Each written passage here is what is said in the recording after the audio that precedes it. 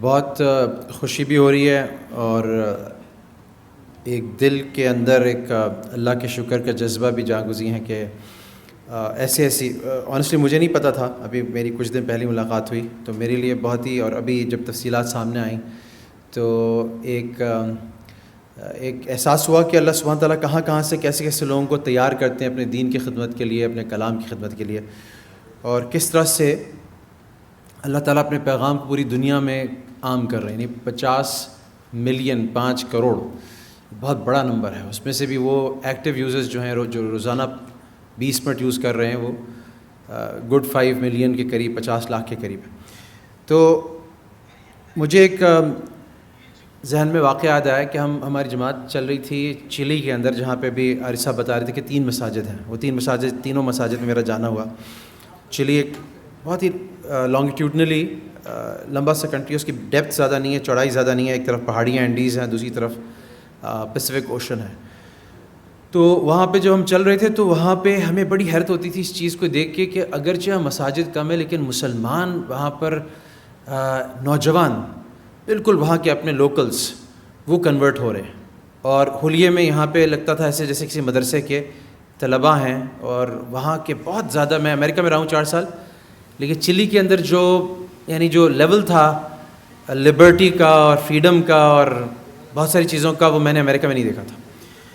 تو وہاں پر ہمیں ایک چیز کا جو جماعت کو بہت سخت چیلنج پیش آتا تھا، وہ یہ تھا کہ ہم جب کسی کو مسلمان کرتے بھی تھے تو کلمے سے آگے اس کو قرآن پڑھانا، اتنی قرآن پڑھانا کہ اس کی نماز بن جائے، بہت مشکل ہوتا تھا. سورہ فاتحہ میں کئی دن لگ جاتے تھے. قل هو اللہ میں ان کی زبان پہ چڑھتی نہیں تھی.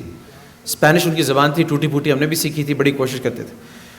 تو ایک صاحب ملے جو وہیں کے تھے، وہیں کے لوکل تھے، اور اس کی جب ہم نے قرآن سنا تو وہ اتنی زبردست تجوید کے ساتھ اس نے قرآن پڑھا کہ ہم صاحب جماعت میں جتنے لوگ تھے بڑے حیران رہ گئے کہ تم بھی اسی ملک سے ہو، یہ سارے ہم تو ٹکر مار کے ان کو قرآن نہیں سکھا پا رہے، بیسک نماز کو، اور تم سورہ یاسین اور سورہ رحمان جو ہے اتنی اچھی تجوید کے ساتھ پڑھ رہے ہو، تو تم نے کیا کیا؟ تو اس نے بتایا کہ میں نے، یہ زمانہ 2007-8 کی بات ہوگی، 2008-9 کی بات ہوگی. سو اس وقت جو تھا اس طرح کی ایپس آئی تھنک آ رہی تھی منظر عام پہ، بٹ اس نے وہ کہتا تھا کہ میں نے CDs رکھی ہیں مختلف قاری حضرات کی، جس کو میں بار بار سنتا رہتا ہوں. تو مجھے احساس ہوا کہ اگر کسی کے اندر سچی طلب ہے اور اتنی دور وہ رہتا ہے تو ٹیکنالوجی کے ذریعے سے، اس کے باوجود کہ اس کے پاس کوئی اچھا قاری استاد موجود نہیں تھا، اس نے وہ فن پھر بھی اس میں کمال حاصل کیا جہاں ارد گرد کوئی ایسا بندہ نہیں تھا جو اتنی اچھی تلاوت کر سکے. تو یہ ایک چیز پھر مجھے احساس ہوا کہ اگر کوئی ایسی ایپس ہوں اور ایسے سافٹ ویئرز ہوں جو کہ پھر اس سافٹ ویئر کی صورت میں ہمارے سامنے ایک بہت بڑی ایک اپرچونٹی آتی ہے کہ کہاں کیسے لوگ اپنی ضرورت کو پورا کر رہے ہیں، اس کے اندر کیا فیچرز ہیں جس کی وجہ سے ان کا قرآن سے ایکسیس اور قرآن کے تھرو اللہ کا ایکسیس اتنا آسان ہو رہا ہے. پھر ہم نے پوچھا اس سے کہ تم مسلمان کیسے ہوئے. ہر ایک مسلمان کی سٹوری الگ ہوتی تھی وہاں پہ کہ میں مسلمان کیسے ہوئے. کوئی جماعتوں کے ذریعے بھی ہوتا تھا، کوئی کسی کو خواب بھی آتے تھے، کوئی سرچ کرتے مسلمان ہو جاتا تھا. مثال کے طور پہ ایک لڑکا تھا جس کو کسی نے کہا، یہ اسپینش میں آپ کو بتا رہا ہوں، مسلمان اس ٹیررسٹیا ریلیجن، اسپینش میں کہ وہ مسلمان جو ہے ٹیررسٹ ریلیجن ہے. تو وہ اس میں انٹرسٹڈ ہو گیا کہ کوئی ریلیجن ٹیررسٹ کیسے ہو سکتا ہے. اور پڑھتے 1 سال کی ریسرچ کے بعد اس نے کلمہ پڑھا اور مسلمان ہو گیا. بہت اچھا سا تھا، سین برنارڈو کا جو مسلح تھا وہاں پہ وہ مؤذن تھا. اس لڑکے سے جس کی بڑی اچھی تجوید تھی، جب ہم نے پوچھا کہ تم مسلمان کیسے ہو، اس نے کہا میں میسج مووی دیکھ کے مسلمان ہوا. تو ہم نے کہا ایسا بھی ہو سکتا ہے کہ میسج مووی دیکھ کے مسلمان ہو سکتا ہے. تو ایپس جو کہ ہارڈ کور کانٹینٹ ہے اسلام کا، اس کے ذریعے سے اسلام کا پیغام کہاں پہنچ سکتا ہے. تو میری جب بات ہو رہی تھی، عارف بھائی اور کی پوری ٹیم جب تشریف لائے تھے میرے پاس، تو میں نے پھر اپنی کچھ خواہشات کا اظہار کیا. میں نے کہا دیکھیے میں اس وقت ایک یونیورسٹی بنا رہا ہوں، الغزالی یونیورسٹی، اور اس میں ایک جو اس کا ونگ ہے جو وہ علماء کے لیے ہے. علماء ہمارے بہت محنتی، بہت امانت دار، بہت ذہین لوگ ہیں. یہ جب میں القادر یونیورسٹی کے اندر بھی ڈین تھا تو شروع میں نے عمران خان صاحب کو یہ بات کہی تھی کہ یہ ایک ایسا پول ہے لیٹنٹ انرجی کا کہ اس کو اسپارک لگائیں، یہ پوری دنیا کے اندر خیر پھیلا سکتا ہے جو آپ چاہتے ہیں، جو آپ سمجھتے ہیں کہ ہم سب مل کے چاہتے ہیں، ہمارا کامن ویژن ہے. مگر ان کو کچھ رکاوٹیں ایسی پیش آتی ہیں کہ جس کی وجہ سے ان کے افادہ کام عام نہیں ہو پاتا. اس کے اندر ایک بہت بڑا زبان کا ہے جو بیریئر آتا ہے. دوسرا ریسرچ میتھڈز ہیں اور کچھ معاشرے کے طور طریقے. تو میں نے کہا مجھے ایسی ایپ بتائیں کہ جس کے ذریعے سے میں ان کو اگر 1 گھنٹے 1 سال کا کوئی انگلش برج پروگرام کراؤں, اور اس کے اندر مجھے انگلش کے اساتذہ آپ کو پتہ ہے اتنی آسانی سے نہیں ملتے جو علماء کے ساتھ کنیکٹ کر سکے, تو میں اس کو ایپ ڈریون رکھوں, سافٹ ویئر ڈریون رکھوں, لرننگ پلیٹ فارم ڈریون رکھوں. سو اس کے اندر میں چاہتا ہوں کہ وہ یہاں تک ہو, اس کے اندر فیچرز یہاں تک ہو کہ ان کو وہ فیڈ کر رہا, but at the same time کسی اسٹیج پر یہ بھی فیچر ہو کہ وہ مثال کے طور پہ اپنی انگلش, مثال کے طور پہ MCQ ٹرو اینڈ فالس میں بہت کچھ ہو سکتا ہے. اب تو ایسے کو چیٹ GPT وغیرہ کے ساتھ ایسے کو ایویلیوٹ کرنے کے بھی الگورتھمز بن گئے ہیں. وہ الگ بات ہے کہ AI جس طرح سے کام کرتی ہے کہ اگر کسی نے بہت اچھا ایسے لکھا ہو تو اس کو ایویلیوٹ کرنا ذرا مشکل ہوتا ہے, ادروائز وہ جو ہیومن ایسے ایویلیوٹرز ہوتے ہیں اس کے قریب قریب وہ AI اس کی ریٹنگ کرتی ہے. لیکن کیا ایسا بھی ممکن ہے, میں نے پوچھا کہ اگر وہ ان کو ریڈنگ الاؤڈ سے آپ کو زبان بڑی اچھی آتی ہے, میں عربی عبارت پڑھتا رہوں, روزانہ اس کی پریکٹس کرتا رہوں کئی گھنٹے, تو میری عربی آہستہ آہستہ زبردست بن جائے گی. اس طرح سے انگلش جب ریڈ الاؤڈ کرتے ہیں آپ تو اس سے بڑی, لیکن کوئی ٹیچر ایسا نہیں ہو سکتا جو ہر ایک لڑکے کو 2 گھنٹے کی اس کی ریڈنگ پہ اس کو فیڈ بیک دے سکے. سو کیا ایسی ایپ ہو سکتی ہے, ایسا فیچر ہو سکتا ہے جو ان علماء کو جب وہ 2 گھنٹے انگریزی بولیں, ریڈ الاؤڈ کریں یا ایون کانورسیشنز حوار کریں, تو ان کو وہ AI کے سسٹم سے وہ جج کر دے کہ کہاں کہاں ان کا پروننسیشن جو تھا, یا کہاں کہاں ان کی جو ایکسنٹ تھا, یا کہاں کہاں جو انہوں نے پازز لینے تھے وہاں پہ غلطی کی ہے. سو مجھے پھر پتہ چلا کہ ایک کوئی فیچر آیا ہے جس کے اندر وہ AI سسٹم جو ہے, آپ اپنے جب آواز کو ریکارڈ کرتے ہیں تو قرآن کی تجوید میں 90% ایکوریسی کے ساتھ آپ کو فیڈ بیک دیتا ہے کہ آپ نے غلطی کی ہے اور آپ نے صحیح پڑھا. تو میں نے کہا گورے نے قرآن کی تلاوت کے اندر اتنا کر لیا تو انگلش کے اندر تو کہیں اور آگے ہوگا.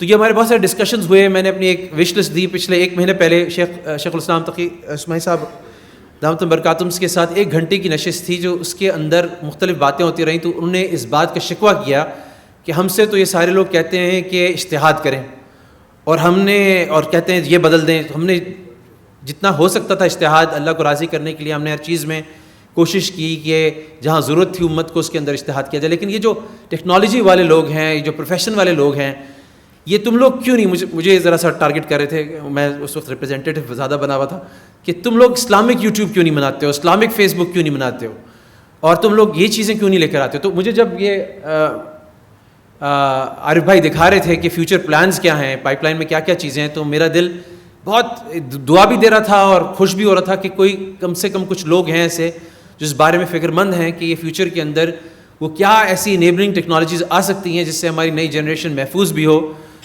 اور ساتھ ساتھ وہ اس کا استفادہ بھی ہو, اور وہ یعنی اس کے اندر جب ابھی جاتے ہیں نا تو انکانشیسلی ہم لا محالہ اس کا الگورتھم ایسے اس نے ہیک کیا ہوا ہے, جیسے نوآ یوول ہراری کہتا ہے کہ آپ اگر اپنے آپ کو اس دور میں نہیں پہچانیں گے نا تو آپ نہیں سمجھ سکیں گے کہ آپ کو کنٹرول کون کر رہا ہے, اور کنٹرول کرنے کی جو میتھڈز ہیں وہ کتنے سوفسٹیکیٹڈ ہیں اور کتنے ایڈوانسڈ ہیں. تو یہ آپ کا یہ سمجھنا اس وقت کہ آپ انڈیپینڈنٹ تھنکر ہیں جب آپ کے ہاتھ میں اسکرین ہے اور فیس بک کی جو پوسٹ آپ کے پاس آتی ہے اور جو یوٹیوب کی سجیشنز جو آتی ہیں وہ آپ کے کنٹرول میں نہیں ہے. تو یاد رکھیے کہ یہ بہت بڑا ایک سسٹم چلا, اور یہ میں اپنی طرف سے نہیں کہہ رہا, کسی مولوی صاحب نے الزام لگایا ان پر, یہ ان کے اپنے لوگ کہہ رہے ہیں کہ if you think you are an independent thinker you are basically very innocent in your thinking. تو وہ آپ کو ہیک کر چکے ہیں. اگر آپ کو مثال کے طور پہ چھوٹی سی بات ہے, ہم صبح میں نے اب میری تھوڑی سی غلطی بھی ہے کہ مجھے شاید اس کا بھی کوئی چینل چاہیے, یہ بھی میں عارف بھائی اینڈ کمپنی سے ریکویسٹ کرتا ہوں کہ اب میں نے بہت ساری دعائیں صبح کے اٹھتے ہی جو مجھے یاد نہیں ہے میں نے وہ اپنے واٹس ایپ کے گروپ پہ ڈالی ہوئی ہیں, صبح کا ذکر اس طرح سے کچھ کر کے.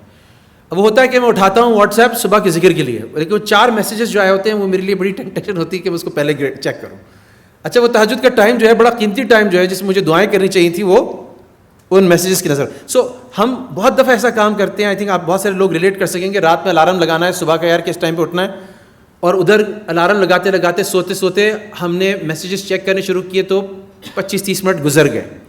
سو یہ وہ چیزیں جو اب ہمیں سوچنی اس لیول پہ جا کے کہ اس کو کاؤنٹر کیسے کریں اپنے طور پہ.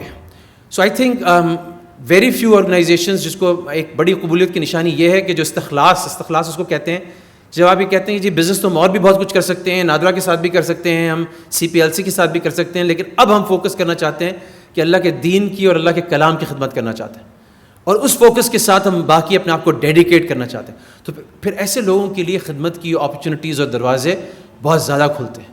تو میری بہت ساری دعائیں ہیں اور میری بہت نیک خواہشات ہیں. اور ابھی ایک چھوٹی سی مشکل یہ ہو جائے گی عارف صاحب اینڈ کمپنی کے لیے کہ میری ایکسپیکٹیشنز ان سے اور زیادہ ہو جائیں گی، اور میں پیچھے ان سے اپنی گزارش بھی کروں گا اور فرمائش بھی کروں گا کہ یہ ایپ یا یہ چیزیں، یہ فیچرز مجھے کچھ LMS میں ایڈ ٹیک پلیٹفارمس پہ چاہیے. سو میں وہ چاہتا بھی ہوں کہ وہ ایک یعنی ایک وہ چیزیں ہوں کہ عربک پروگرامز بھی ہوں جہاں پہ ایپ میں مثال کے طور پہ میری بڑی خواہش ہوتی ہے کہ وہ ابھی میں پچھلے دنوں میں اتنا ٹیک انسیوی ہوں کہ میں قرآن کی تلاوت کر رہا تھا تو ایک جملہ آیا عربک میں جو مجھے سمجھ نہیں آیا کہ کیسے ہے. سو میری چونکہ وہ آپ کا ہوتا ہے کہ کوئی چیز مس نہیں کرنا چاہتے آپ، سو میں نے وہ ایک قرطبی کی وہ نکالی، تفسیر نکالی. اب وہ 147 آیت تھی سورہ اعراف کی، سقط فی ایدیہم، تو مجھے وہ نہیں کلک کیا کہ اس کا مطلب کیا ہے اس کانٹیکس میں. تو اب میرا بیٹا جو تھا اس کے وفاق کے امتحان ہو رہا تھا، برابر میں بیٹھا ہوا تیاری کر رہا تھا، میں اس کے برابر صوفے میں بیٹھ گیا. تو میں اب مجھے اتنا ٹیک سیوی بھی نہیں ہو کہ میں 147 آیت پہ کیسے پہنچا. تو میں نے سورہ اعراف تو کھول لی، اب میں ایک ایک کر کے ایک آیت، دوسری آیت، تیسری آیت. تھوڑی دیر اس نے برداشت کیا، تھوڑی دیر میں اس نے کہا ابا کیا کر رہے ہیں آپ؟ میں نے کہا میں 147 آیت پہ جا رہا ہوں. تو اس نے کہا بھائی اوپر یہ کلک کریں اور 147 لکھیں اور آپ سیدھے 147 پہ پہنچ جائیں گے. سو یہ جو ہماری نئی جنریشن ہے اس کی ٹیکنالوجی کی سیونس ہم سے کہیں زیادہ ہے. وہ ہمارے ایک اسٹوڈنٹ میرے بیٹے کے ٹیچر ہیں اسلامک اسٹڈیز کے، وہ بتانے لگے کہ ان کے بیٹے نے ان کے اپنے موبائل فون پہ اپنا پیرنٹل کنٹرول لگایا ہوا ہے، یعنی اس کے پاس جو کچھ وہ فون میں کرتے ہیں وہ رپورٹ ہو رہا ہے. سو یہ وہ جنریشن ہے جس کو اگر آپ نے کوئی کیٹر نہیں کیا. میرے ابھی 10 سال کا عبداللہ ہے، ابھی اس کو 22 پارے حفظ ہوئے ہیں. تو ابھی پچھلے دنوں اس نے اپنی والدہ سے کنفیس کیا کہ جو آپ پیٹرن بناتی تھی نا، تو میں ہمیشہ ہیک کرنا چاہتا تھا کہ کیا ہے پیٹرن تاکہ آپ کا سیل فون ایکسیس کر سکوں. سو آپ نے بڑا چھپانا شروع کر دیا، عبداللہ ہمیشہ ہیک کر لیتا ہے.